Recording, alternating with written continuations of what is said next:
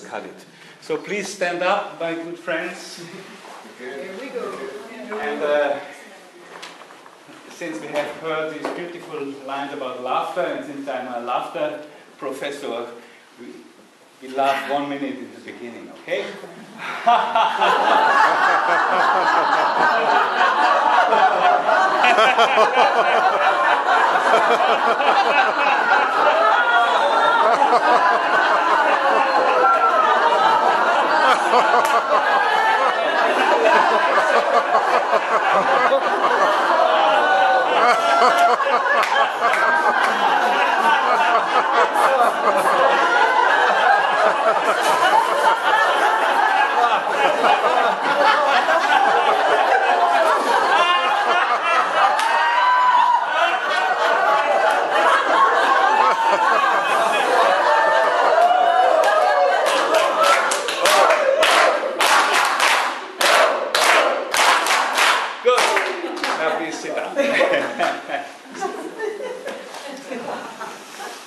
Now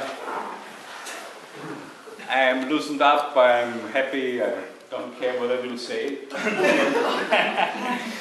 I'm just looking if I find what I have written. I've also written something.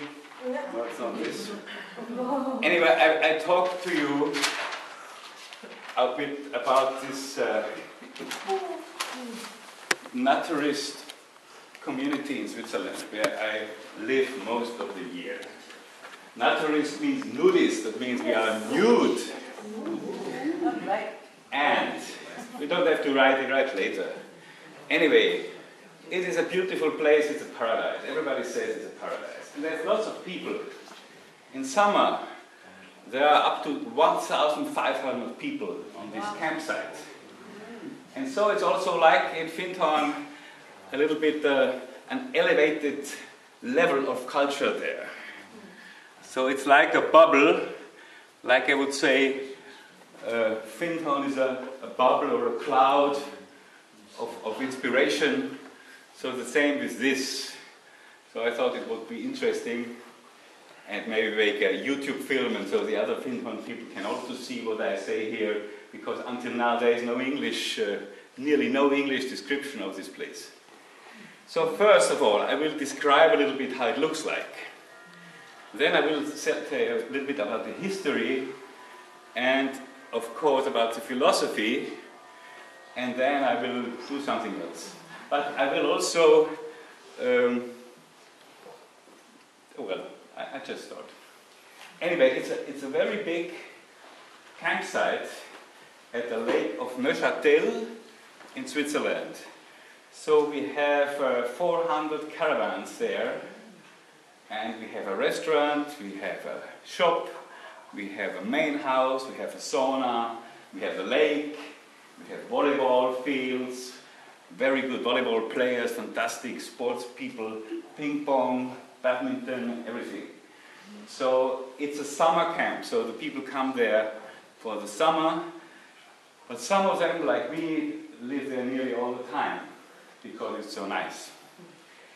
And it is very important, of course, a lake to swim in, and it's beautiful. It's like it's a nature reserve. It's a birds reserve. So you hear the birds singing all the time. So it's really in the middle of nature. Now a little bit about the history. Well, it is older than Findhorn, ladies and gentlemen. Oh. Not only 1 year older, it's 25 years older. It has its 75th birthday this year. So, and there was a man called Zimmermann, and he was born in the century before this century, so 1893 or something.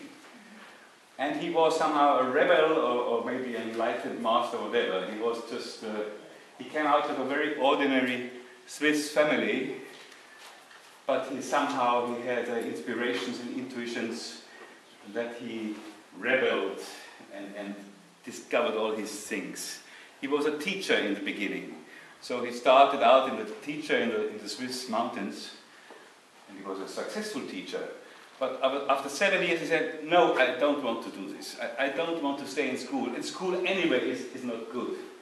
It's not good for the children. They have to learn things they don't want to learn. Better would be no school. So he said this. And then he said, okay, I go traveling. And so that was about 1920.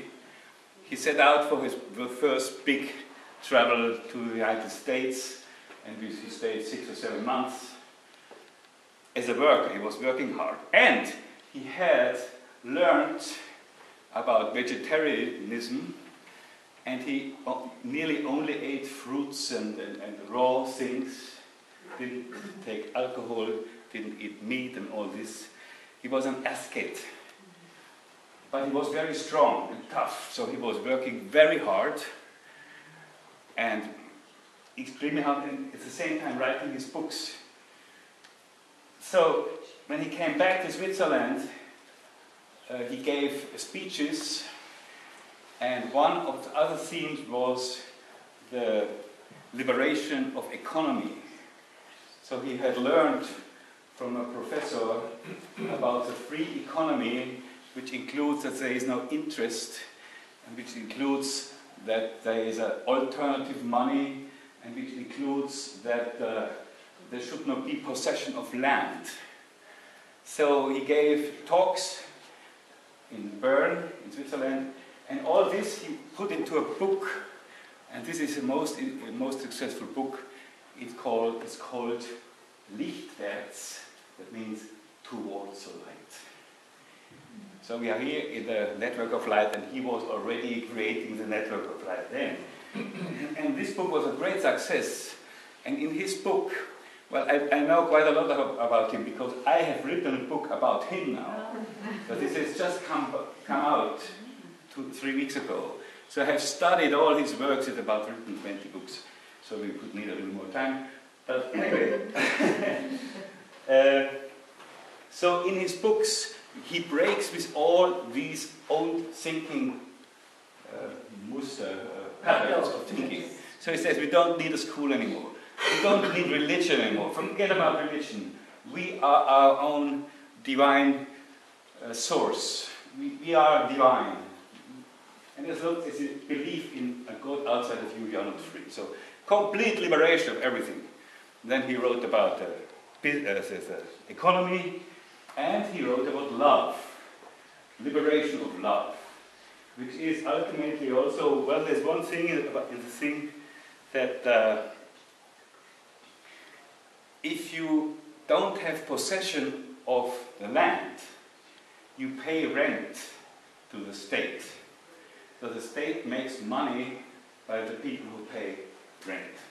And with this rent, he wanted to finance mothers, a rent for mothers. So every mother would get free income from the state, from this money. It's a genius idea, you know.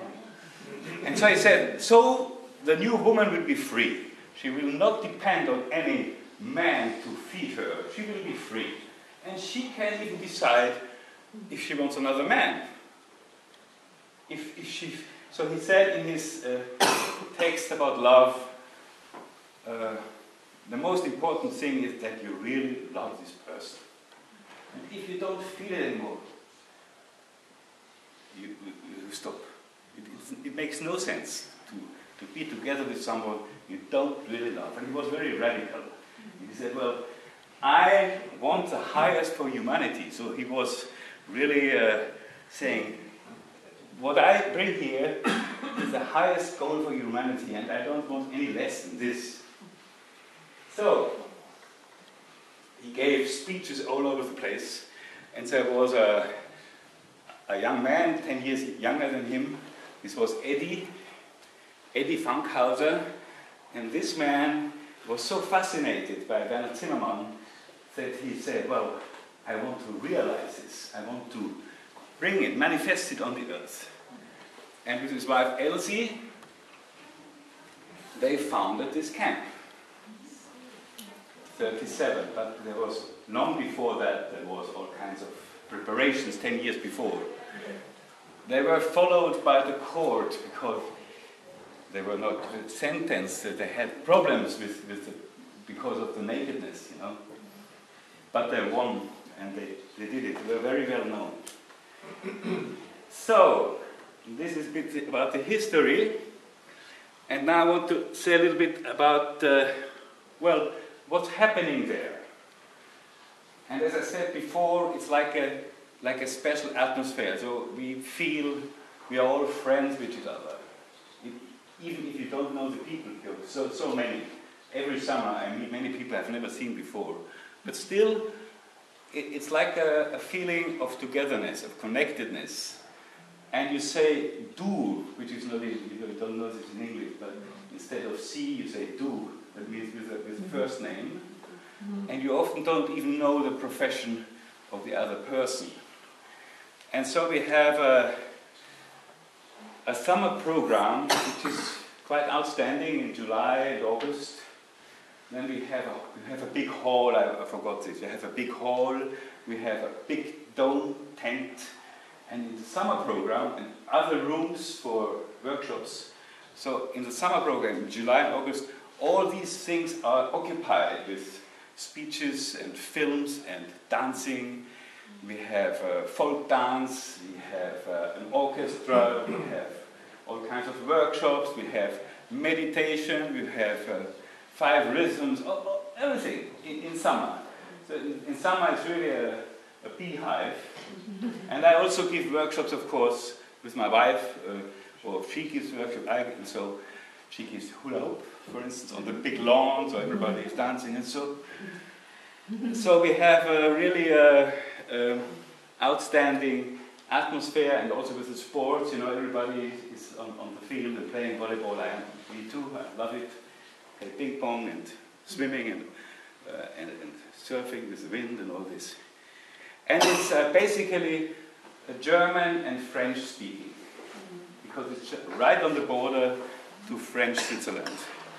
But it's mainly German, but also French speaking. So now, why I also say this, because I somehow have the impression it would be great to have some kind of exchange with Findhorn. There is another organization, ONS, Organisation Naturiste Suisse, and in order to be a member here in Thielle, you must be a member of this organization. And this organization has 4,200 members, and they have a magazine. And I am regularly writing in this magazine because I am somehow the philosopher of this place, and I bring the things up, you know, and I'm writing a lot. So I have discussed with them 2 weeks ago. Listen, I go to Findhorn, you're interested. So, okay, next edition I will write an article of 4 or 5 pages about Findhorn. So this will be the first time that most of these people hear about Findhorn, because it's not so well known. Maybe 10% or less until now know about Findhorn. So this is an occasion that all these people learn about Findhorn, and so this is a part of my work as an RP to attract them, and you know. And also I try now to publish articles in other newspapers, because I'm writing anyway. You have heard about this. I have written a report this week in German, which got lost somewhere. I don't find it anymore, but I have it on my computer. Anyway, I try also to publish in other spiritual newspapers in Switzerland this article which I've written now, and the same article will be translated into English by Erika and will be also available to you maybe after some years. Well, this is very quick, she's a translator. 4 minutes. Pardon me? 4 minutes. Okay, good. So now, what is it? Yeah, somehow I was already, you know, I've written something else, but about 10 pages back. I will talk at the same time, okay? Try to find it. Yeah, here. I have written all the facts. You can write this afterwards. I also dream of some kind of exchange program with Findhorn. I've done this before. About 20 years ago, I was in another community and we established an exchange program with Findhorn. And so 3 people of us came here for 3 weeks and we stayed here and it was very interesting. So I would like to do this again, but I have not had time to talk about this. But also, I would say the most easy thing is that you are very heartily invited to come at any time. You can stay for 3 days without being a member of this association, and then you decide if you want to be a member, and you can of course decide beforehand, and it's not very expensive. I think it's about the same money range as if you stay here in a bed and breakfast, if you rent a room or whatever. So we have also rooms and caravans and all this. And of course, as I said, I will also hold a presentation next year in Thielle about Findhorn. So, and I would like that you come, a group of Findhorn comes to us in person.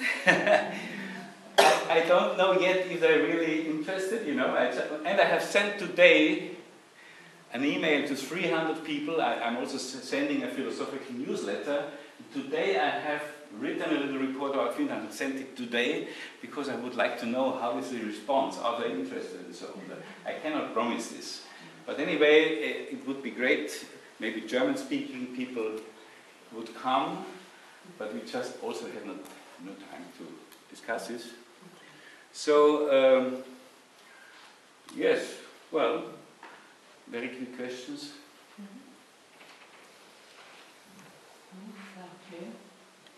Oh, thank you. It'd be a problem for me because I don't speak German. No, well, there are people who speak English, not well. Okay. So one could participate in some things like music. Yes, of course, of course, yes, yes. It's not a common language, but many people speak English. Molly? Well, it's just a practical question, and you're the first naturalist I've been able to ask this to, so how do you keep warm or dry? I mean, I can't imagine making that happen in this climate, but I mean, how do you... Well, in summer it's hot in Switzerland. And it's hot, and you know, many people are also trained, so they are healthy people. So even go out naked when it's a little cool. And also, it's vegetarian. It says it's vegetarian. It's no alcohol, and there is no nicotine on the whole camp. So, not many, but quite some people are in good condition, and they are trained to go out even if it's a little cooler. Okay. Not all of them. Sorry. You laugh again. No time for laughter. Okay, anyway, welcome in Thielle, and we talk about it again. Dennis. Oh, Dennis, yeah. Sure, just like Molly here, it's a very practical question. What happens in wintertime? Well, it's closed in winter actually, Oh. but you can be there. We were there in February. We have a new big caravan. Were there in February with minus 15 degrees, but we have a wooden stove, and so we survive. But in winter there are only 5 or 6 people, and the rest is, you know. It's only summertime. It is a holiday camp. It's not really for living, but maybe we attract more people for a permanent community. Could be, but not now. Okay. Thank you. Thank you. Thank you.